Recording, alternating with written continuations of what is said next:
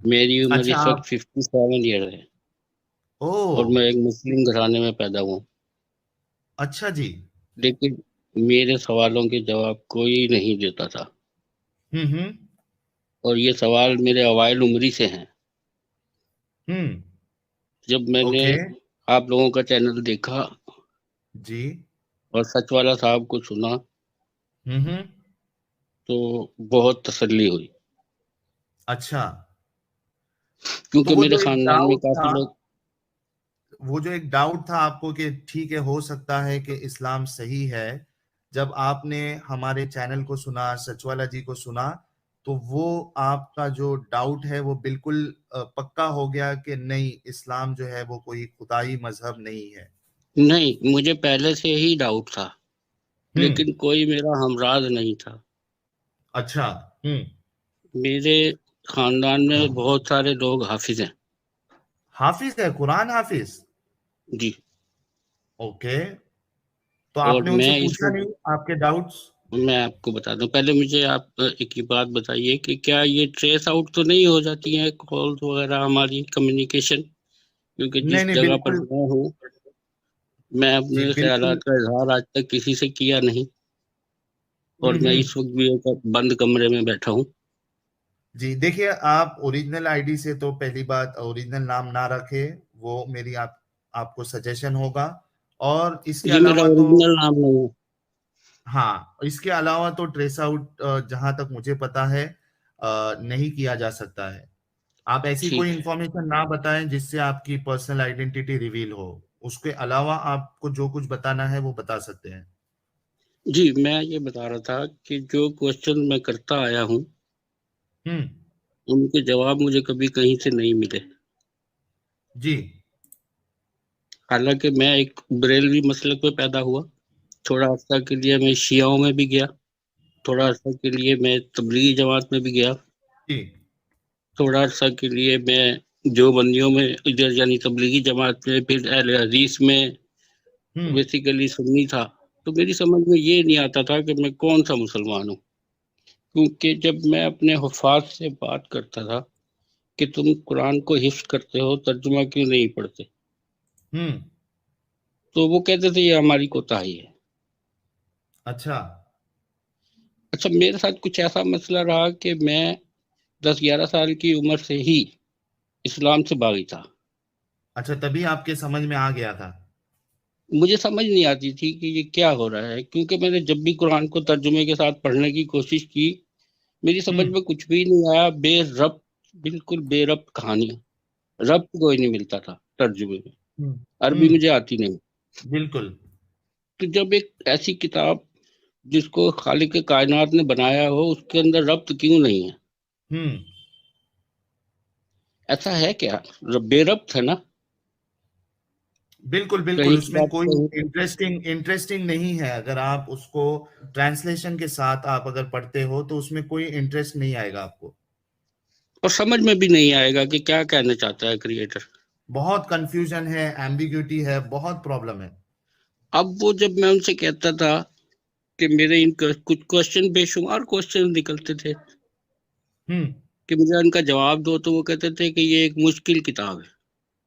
इसके लिए जो है हाँ। ना बेशुमार किताबें लिखी गई हैं इसको समझने के लिए, 20-20 साल लगते तफसीरें हैं की इसको गई है। समझने के लिए।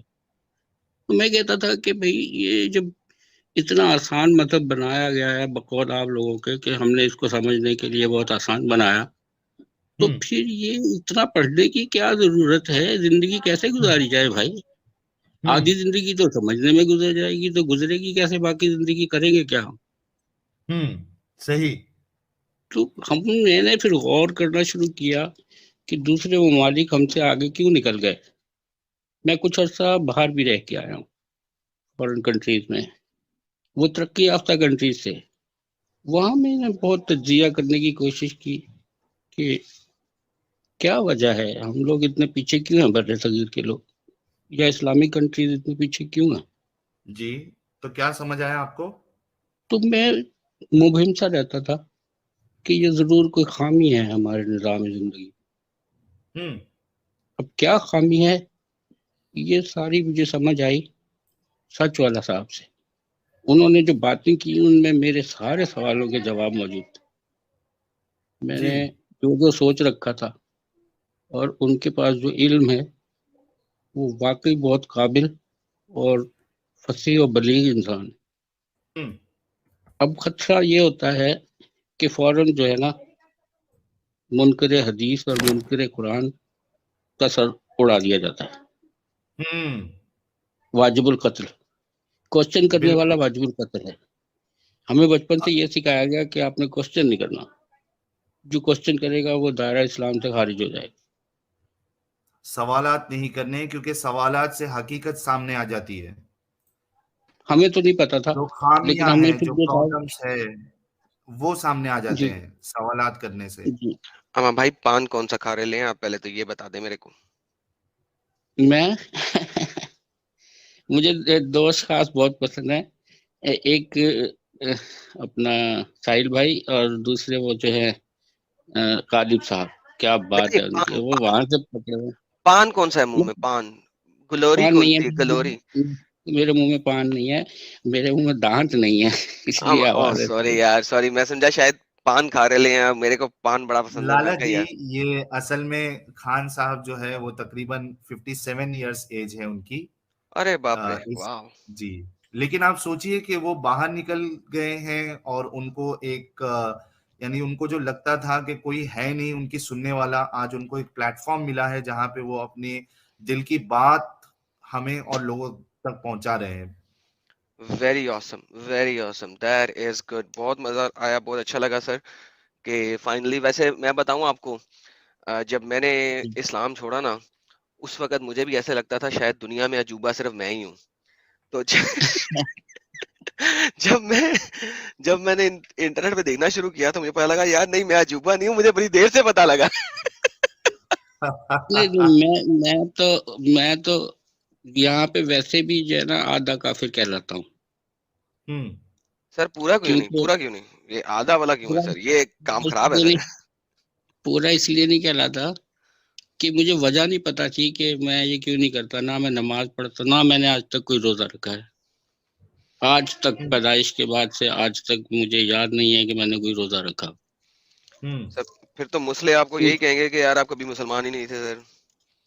पूरी जिंदगी मेरे पूरे खानदान ने, मेरी बीवी ने, मेरे बच्चों ने जोर लगाया, ना मैं नमाज पढ़ता हूँ। ये क्या वजह है मुझे नहीं पता। मेरी उम्र वो 57 ईयर है, और मैं 18 में 18 की दहाई जो थी मेरी, जो तो यानी टीन एज थी, वहां से मैं इन चक्करों में फंसा हुआ हूँ कि ये क्या गोरखधंधा है। हम्म। शिया कुछ कह रहे हैं, सुन्नी कुछ कह रहे हैं, वहाबी कुछ कह रहे हैं। ये क्या हयात जिंदगी है ये। अब मुझे समझ आया कि ये तो कभी कामयाब हो ही नहीं सकता, जब मैंने सच वाला साहब को सुना। ये एक गोरख धंधा है। एडम, आप सोचो कि ये वाली जो कवाली है, हम्म, उसको अगर कोई सुन ले तो पूरी हकीकत पता चल जाएगी। बेशक। हाँ, सुनते तो बड़े सर झूम झूम के हैं, लेकिन मतलब कोई समझने को तैयार नहीं है। मतलब समझे तो वो तो फिर मुसलमान ही ना रहे ना। मतलब समझ के अगर उसको मान ले तो तुम ही नहीं, जो गोरख धंधा मुसलमान हो। क्या होता है? मैं तो मुसलमान तो बड़ी दूर की बात है, मैं तो इंसान नहीं समझता इन लोगों को। लाहौल वला इंसान कुव्वत इल्ला बिल्लाह। भी कुछ नहीं सर। जागते होते हैं। हम्म, हम्म, हम्म। यहाँ पे जरा मैं करेक्शन करना चाहूंगा। जो प्योर इस्लाम पे चलता है ना सर, उसको आप इंसान भी ना समझे। लेकिन ज्यादातर मुसलमान प्योर इस्लाम पे नहीं चलते, वो हिपोक्रेट हैं। और उनकी लेकिन हिपोक्रेसी की जो वजह से मेरे जहन में हम लोग बचे हुए हैं और जिंदा हैं। वरना इस वक्त बाकी सारे मारे जाते हैं, ये खुद मारे जाते हैं। नहीं, मेरे जहन में जो इंसानियत का या जो इस्लाम का खाका था वो ये था कि एक बहुत ही आला दर्जे के मुकाम पे फाइज लोगों का मनसब है किसी मस्जिद को या किसी मदरसे को संभालना। हम्म, लेकिन वहां तो अगलामबाजी होती है, मैंने खुद देखी है। क्या होती है? गुलामों के साथ जो सलूक होता है वो मदरसे के बच्चों के साथ होता है। माशाल्लाह। मेरी बीवी ने, जब मेरे बच्चे 4 4 5 5 साल के थे, बड़ा जोर लगाया कि इनको हाफिज बनाओ। तो मैंने कहा भाई इनको हम्म, इंसान बनाओ, मैंने हाफिज नहीं बनाना। अब मेरे 2 बच्चे इंजीनियर हैं इलेक्ट्रिकल के, एक बच्चा मेरा सीए है, लेकिन मैं बेहतरीन। काफिर